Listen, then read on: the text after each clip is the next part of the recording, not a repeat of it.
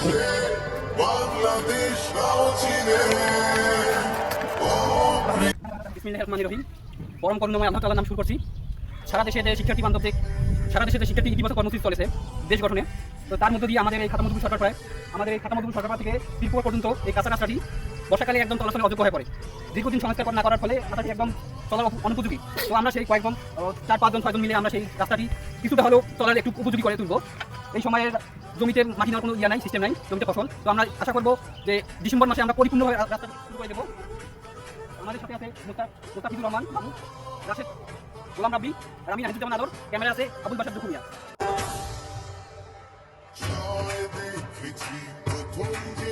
মূলত রাস্তা সংস্কার করার পরিকল্পনা আমার অনেক আগের থেকে।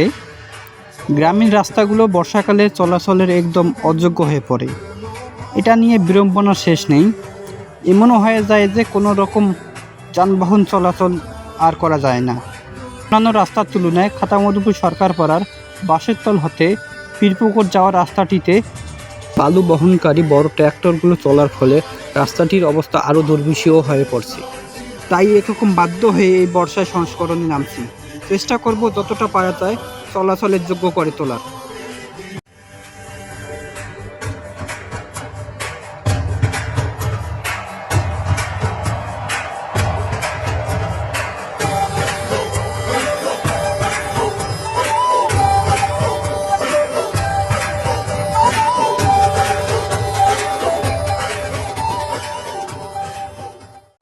রাস্তার কাজ চলাকালীন সময়ে ফেসবুক লাইভে ছিলাম।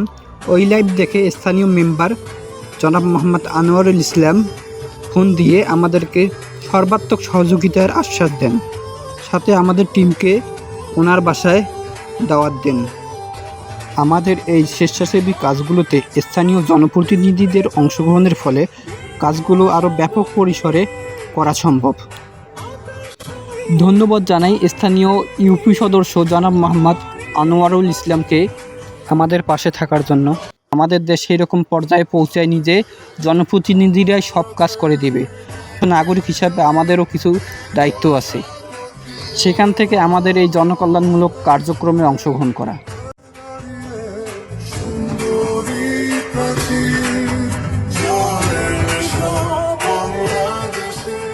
আমাদের এই কাজটি কীভাবে দেখছেন?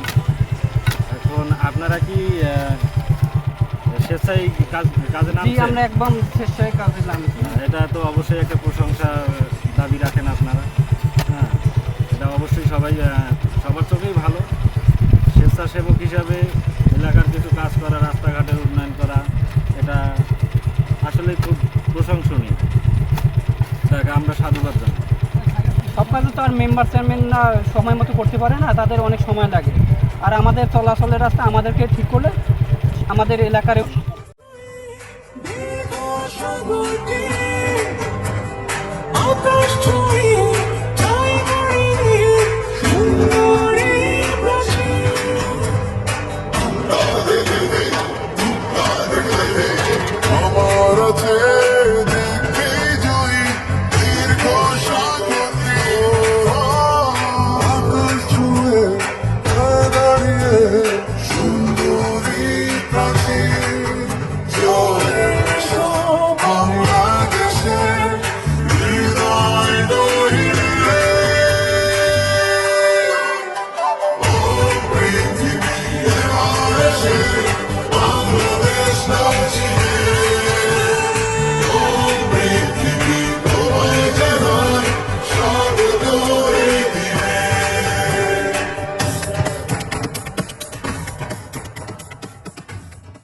আজকে রাস্তা সংস্করণের মূল বাধা ছিল রাস্তার মধ্যে গর্তগুলো ভরাট করার জন্য পর্যাপ্ত মাটির অভাব ছিল।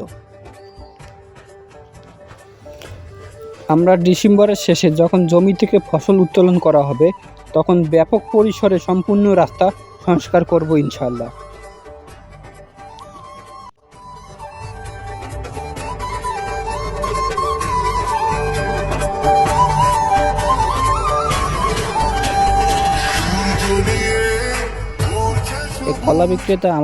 কলা বিক্রেতা আমাদের কাজ দেখে তিনি খুশি হয়ে আমাদেরকে কলা খেতে দেন। যদিও আমরা তার কলা ফ্রিতে খাইনি, কারণ দরিদ্র মানুষ এইখান থেকে তার সংসার চলে।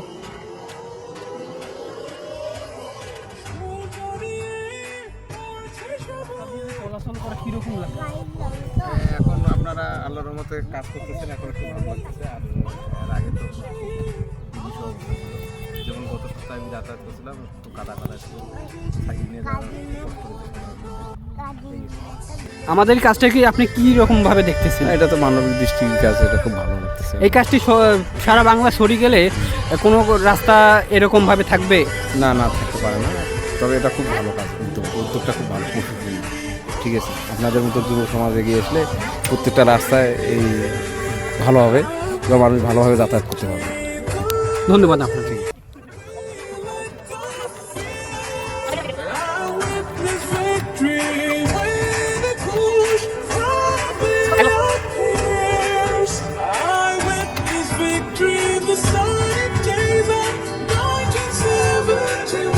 কাজের মধ্যখানে প্রবল বেগে মুষলধারে বৃষ্টি হওয়ার ফলে বাকি কাজগুলো আমরা ভিডিও করতে পারিনি।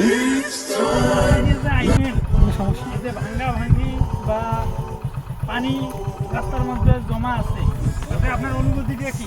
অনুভূতি এবার যাওয়া চলা খুব কষ্ট, কঠিন কষ্ট।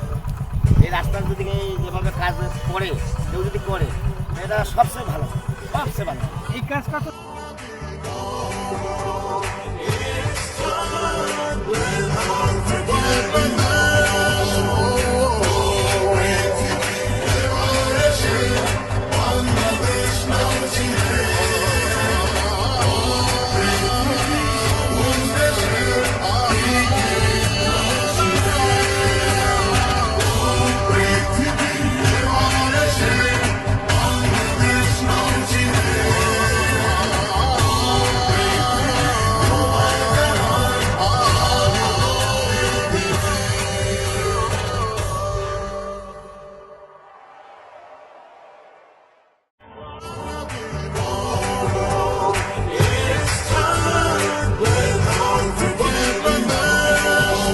আমাদের কাজ দেখে পীরপুকুরের জাহিদ ভাই সহ কয়েকজন ছেলে আমাদের কাজে অংশগ্রহণ করে।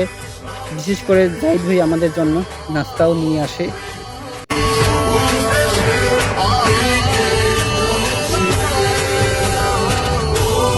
আমাদের কাজগুলো যদি আপনাদের ভালো লাগে তাহলে আমাদেরকে সাপোর্ট করবেন।